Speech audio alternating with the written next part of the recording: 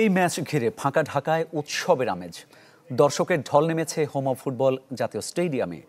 সোনার হরিণ টিকিটের দেখা পেয়ে অনেকেই আপ্লুত, আবার হতাশ অব্যবস্থাপনার জন্য। তবে প্রত্যাশা, হামজা সমিত সোমদের হাত ধরে দেশের ফুটবল দেখবে নয়া দিগন্ত। এদিকে এদিনও বিক্ষোভ অব্যাহত রেখেছে দেশের ফুটবল সমর্থক গোষ্ঠী ফুটবল আলট্রাস।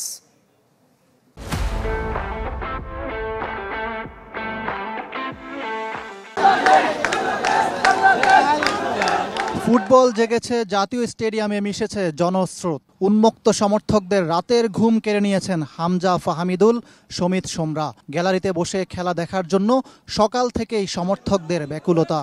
আমাদের প্রায় মুন্সিগঞ্জ থেকে আমরা মাত্র 5 জন আসতে পারছি, আর বাকি আমার ফ্রেন্ডরা কেউ আসতে পারে নাই। হামজা আইছে, হামজা ফাহামিদুল আসছে, তারপরে এই জন্য আর কি আমাদের ক্রেজটা আরো বেড়ে যাচ্ছে। কালকে রাতে স্বপ্ন দেখছি আজকে হামজা গোল দিবে 3টা। হ্যামিলনের বাঁশিওয়ালা একজন হামজা চৌধুরী। তাকে নিয়ে ভক্তদের কত রকম পাগলামি। কোকড়ানো চুলের সাজে দেখা মিলল অনেকের। নিজ গ্রামের মানুষের জন্য বিনামূল্যে টিকিট ও যাতায়াতের ব্যবস্থা করেছেন দেশের ফুটবলের পোস্টার বয়। আমরা যে হামজা বাড়িতে আসছি, হামজা হইলো আমাদের ঘরের সাথে লাগাই।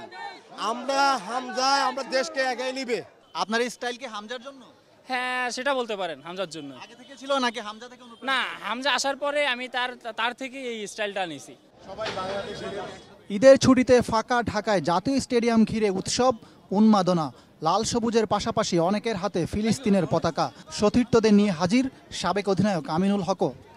এই যে হামজা চৌধুরী বা আমাদের যে সমিত সোম বা আমাদের জামাল ভুঁইয়া সহ যে বাংলাদেশের ফুটবলের যে একটা ক্রেজ তৈরি হয়েছে, এখন আমাদের দায়িত্ব হচ্ছে এটাকে ধরে রাখা। এখন সেই ধরে রাখাটা শুধু বাংলাদেশ এবং সিঙ্গাপুরের ম্যাচের মধ্যে দিয়েই শেষ হবে না।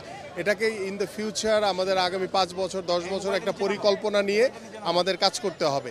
বাট এই যে ক্রেজটা, এটাকে আমরা যাতে ধরে রাখি এবং সেটা অনেস্টলি বাংলাদেশ ফুটবল ফেডারেশন এবং সরকারের পক্ষ থেকে এটার প্রপার ইউটিলাইজেশনটা দরকার।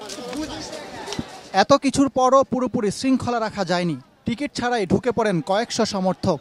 নিরাপত্তা কর্মীরা সামাল দিতে পারেননি পরিস্থিতি। ভেতর থেকে আসে দুর্ভোগের অভিযোগ। আবেগ ভালোবাসার মাঝেও তাই ক্ষোভ ঝরেছে কারো কারো কণ্ঠে। বাচ্চাটাকে আমি মাঠে রেখে পানির জন্য 1 ঘন্টা যাবত খুঁজতেছি। একটা পানির 2 লিটার পানির বোতল 600 টাকা দাম চাইছে আমার কাছে। 600। টিকিট না পেয়ে হতাশ সমর্থক গোষ্ঠী আলট্রাস স্টেডিয়ামের বাইরে করেছে বিক্ষোভ। তাদের প্রতিবাদে ঘটেছে হাতাহাতির মতো ঘটনাও।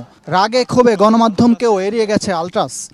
সিচুয়েশন যাই হোক, আমরা বাংলাদেশের সাথে আছি। আমরা গ্যালারিতে যাব নাকি গ্যালারির বাইরে খেলা দেখবো, ইট ডাজন্ট ম্যাটার। আমরা সবসময় বাংলাদেশ। তবে সবাইকে এক বিন্দুতে মেলাতে পারে মাঠের ফুটবল। সিঙ্গাপুরের বিপক্ষে জয় দিয়ে ফুটবলের এই জাগরণ অব্যাহত থাকবে, সেই প্রত্যাশা সবার। ইকরাম হুসাইন, চ্যানেল 24, ঢাকা।